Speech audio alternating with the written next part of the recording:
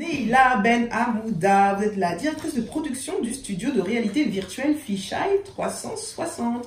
Une des activités du magazine de photographie Fisheye que vous avez apporté, qui inclut labo.fnac.com, une galerie, une agence et un agrandisseur de start-up. J'espère que je n'ai rien oublié. La raison derrière toutes ces entreprises?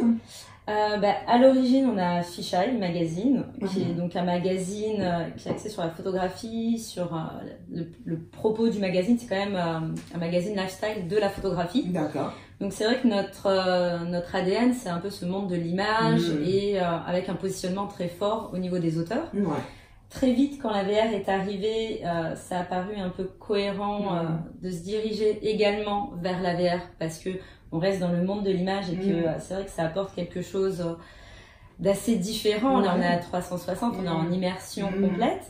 Et l'agence, le agrandisseur de start-up, la galerie, tout ça, c'est focus image aussi? Alors, la galerie, forcément, oui. L'idée, c'est de mettre en valeur les jeunes auteurs photographes, jeunes et pas jeunes. Mais voilà, c'est toujours donner la parole aux auteurs photographes. Et pour l'agrandisseur, donc pour les startups, on a un focus qui est toujours ce monde de l'image et de la culture. Votre dernière actualité, l'ouverture du Palais Virtuel, un espace VR permanent créé en collaboration avec le Palais de Tokyo, inauguré cette semaine, mercredi dernier. Alors, quelles activités peut-on découvrir dans ce laboratoire et à qui il est destiné? Alors, ce laboratoire a pour objectif de mettre en valeur les œuvres en réalité virtuelle. Donc cette semaine, en effet, on a inauguré une préconfiguration qui devrait devenir permanente et se pérenniser à partir du mois d'octobre. L'objectif, c'est d'accompagner les auteurs, les artistes d'art contemporain vers la création en réalité virtuelle. Et derrière également de diffuser plus largement des œuvres d'art en réalité virtuelle. Là où c'est très intéressant, c'est qu'on a de plus en plus d'artistes qui s'approprient cet outil et qui créent en général des œuvres qui vont être physiques et virtuelles.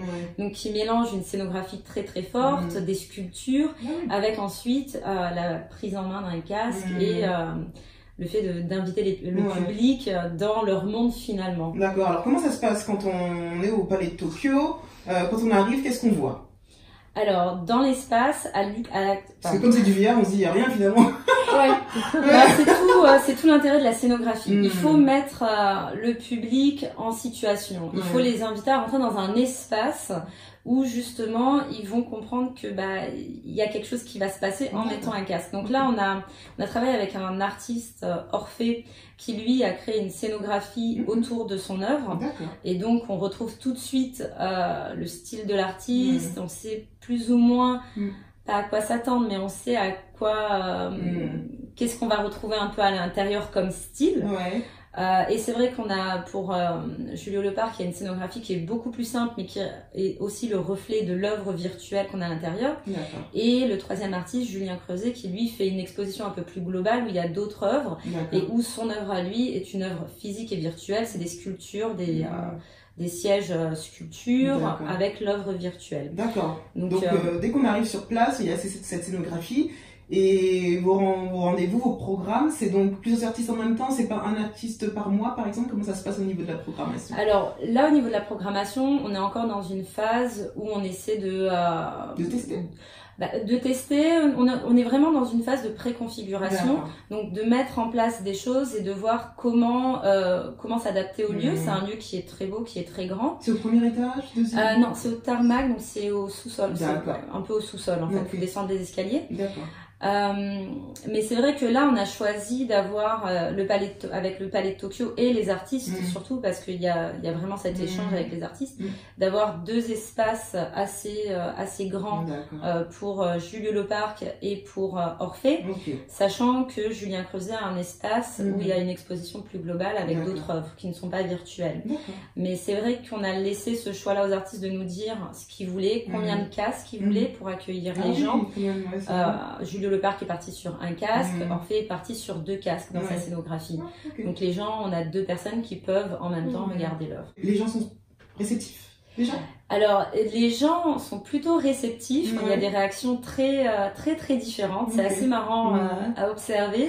Il y a ceux qui vont qui n'ont pas l'habitude de la VR et qui vont crier, qui vont rigoler, il y a ceux qui vont vraiment se baisser.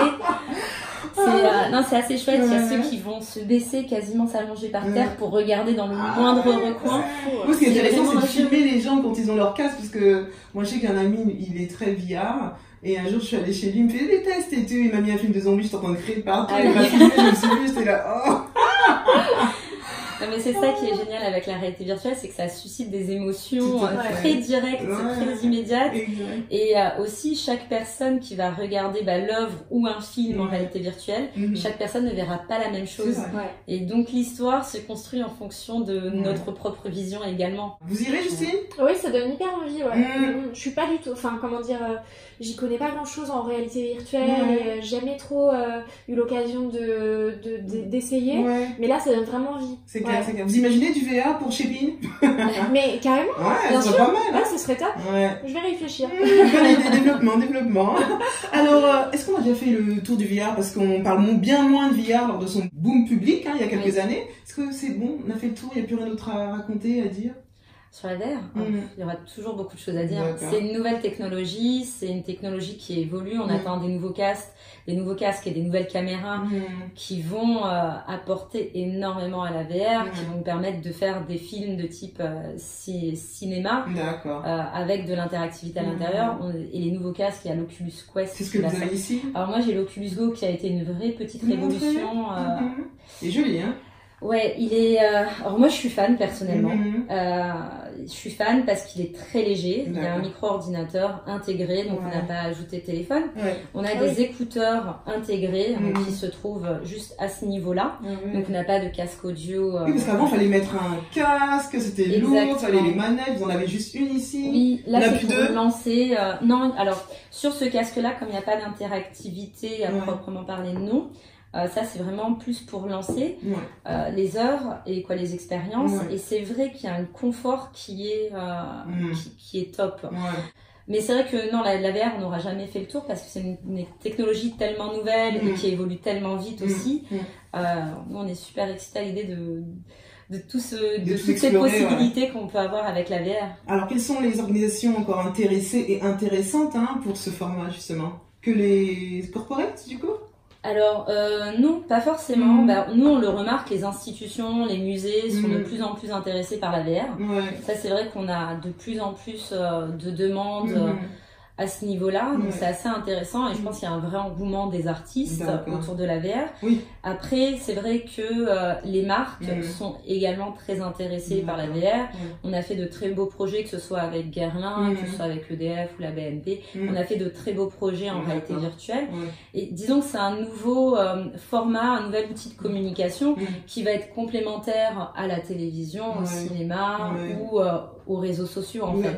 C'est vraiment quelque chose qui vient en addition à tout ce qu'on a déjà. Plus d'infos sur le palais virtuel et l'actualité du studio VR sur fisheye360.fr ainsi que sur vos réseaux sociaux où vous mettez toutes vos actualités également. Merci Neila.